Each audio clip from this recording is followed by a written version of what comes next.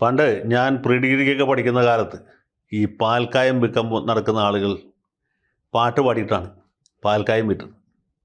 അവർ പാടിയിരുന്ന ഒരു പ്രധാനപ്പെട്ട പാട്ട് എന്ന് പറയുന്നത് ഈ ദുബായ് കത്ത് പാട്ടാണ്. എത്രയും ബഹുമാനപ്പെട്ട എൻ്റെ ഭർത്താവ് വായിക്കുവാൻ, ഇങ്ങനെയാണ് ആ പാട്ട് തുടങ്ങുന്നത്. ഇത് പറയുന്ന കൂട്ടത്തിൽ ഇയാളൊരു ചപ്പളാങ്കട്ട പോലത്തെ ഒരു സാധനം ഇങ്ങനെ പിടിച്ചിട്ട് ടക്കട്ടക്കട്ടട ടക്കട്ടക്കട എന്നിത് അടിക്കുകയും ചെയ്യും. എന്നിട്ട് പാടും.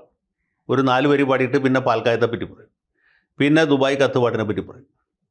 ആ ഭർത്താവിനെ കാണാതെ ഭർത്താവിൻ്റെ സാമീപ്യത്തിന് വേണ്ടി കൊതിക്കുന്ന ഭാര്യയുടെ ആ ഹൃദയ വേപതു അദ്ദേഹം പങ്കുവയ്ക്കും. പിന്നെ പാൽക്കായത്തെ പറ്റി പറയും, പിന്നെ പാട്ട് പാടും.